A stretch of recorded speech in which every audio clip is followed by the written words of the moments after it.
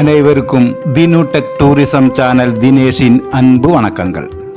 சரித்திரமும் இயற்கையும் சங்கமிக்கும் ஒரு அற்புதமான இடம் எது என்றால் அது இந்த ராமேஸ்வரம். இந்தியாவில் உள்ள 12 ஜோதிர்லிங்க ஸ்தலங்களில் ராமேஸ்வரம் மிக முக்கியமானது. தென்னிந்தியாவின் காசி என்று அழைக்கப்படும் ராமேஸ்வரம் ராமநாத சுவாமி திருக்கோவில் வெறும் வழிபாட்டு ஸ்தலம் மட்டுமல்ல, இது ஒரு கலாச்சார பொக்கிஷம். ஆகையால் தான் 12 ஜோதிர்லிங்க ஸ்தலங்களுக்கான எங்களின் பயணத்தை இங்கிருந்து ஆரம்பித்திருக்கிறேன்.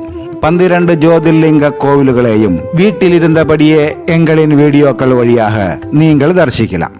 இந்த ராமேஸ்வரம் ராமநாத சுவாமி திருக்கோவில் என்பது வெறும் கெட்டிடமல்ல, அது நம் முன்னோர்களின் பக்தியும் கலை நுணுக்கமும் இறை நம்பிக்கையும் இணைந்த ஒரு அடையாளம்.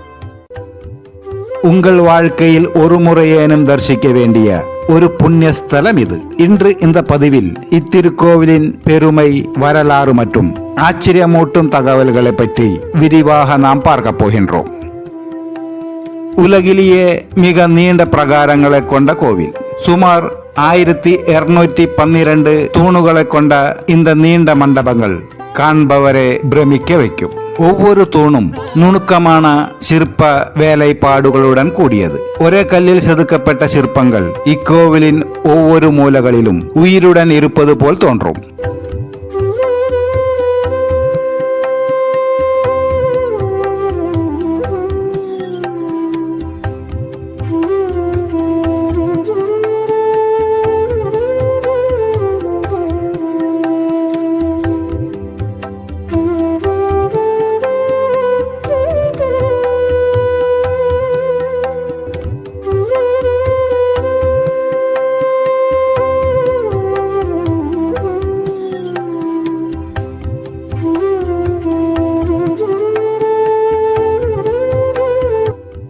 இந்த ராமேஸ்வரம் ராமநாத சுவாமி திருக்கோவிலின் வளாகத்திற்குள்ளேயே 22 புண்ணிய தீர்த்தங்கள் உள்ளன. ஒவ்வொரு தீர்த்தங்களுக்கும் ஒரு தனித்தனி சிறப்புண்டு. பக்தர்களாகிய நாம் இந்த 22 புண்ணிய தீர்த்தங்களிலும் நீராடுவது உடல் மற்றும் மன ரீதியாக புத்துணர்ச்சியையும் பாப விமோசனத்தையும் தரும் என்பது ஐதீகம். அக்னி தீர்த்தங்களில் தொடங்கி கோவில் வளாகத்தில் அமைந்துள்ள 22 புண்ணிய தீர்த்தங்களிலும் நீராடுவது தனி அனுபவம். அக்னி தீர்த்தங்களில் தொடங்கி கோவில் வளாகத்தில் அமைந்துள்ள 22 புனித தீர்த்தங்களிலும் முறைப்படி எப்படி நீராட வேண்டும் என்பதை பற்றிய ஒரு வழிகாட்டி வீடியோ இதற்கு முன்னால் நாங்கள் பதிவிட்டிருக்கிறேன். பார்க்காதவர்கள் அதையும் பார்த்து பயனடையுங்கள். நம் வாழ்க்கையில் ஒரு முறையேனும் தரிசிக்க வேண்டிய ஒரு அற்புத திருக்கோவில் இந்த ராமேஸ்வரம் ராமநாத சுவாமி திருக்கோவில். இலங்கை மீது போர் தொடுத்து ராவணனை வதம் செய்த பிறகு பிரம்மஹஸ்தி தோஷம் நீங்க ராமபிரான் சிவபெருமானை வழிபட்ட புண்ணியஸ்தலம் இந்த ராமேஸ்வரம். சீதாதேவி தன் திருக்கரங்களால் மணலால் ஒரு சிவலிங்கத்தை உருவாக்க அனுமன் கைலாசத்திற்கு சென்று ஒரு சிவலிங்கத்தை கொண்டு வந்தார். ஆனால் சீதாதேவி தன் திருக்கரங்களால் செய்த சிவலிங்கமே பிரதிஷ்டை செய்யப்பட்டுள்ளது. அனுமான் கொண்டு வந்த லிங்கம் விஸ்வலிங்கம் என ராமநாத சுவாமி திருக்கோவிலின் இன்னும் வழிபடப்படுகிறது. முதலாம் ராஜராஜ சோழன், பாண்டிய மன்னர்கள் மற்றும் சேதுபதி மன்னர்கள் இந்த கோவிலின் வளர்ச்சிக்கு பெரும் பங்கு ஆற்றியுள்ளதாக கல்வெட்டுகளில் காணப்படுகிறது. இத்திருக்கோவிலின் பிரம்மாண்ட கோபுரங்களும் மண்டபங்களும் அவர்களின் கலைத்திறனுக்கு சான்றாக திகழ்கின்றன. அக்னி தீர்த்தம், அமைதியான கடல். கடலோரத்தில் அமைந்திருக்கும் இந்த திருக்கோவிலின் சூழல் நம் மனதிற்கு அளப்பரிய அமைதியை தருகிறது.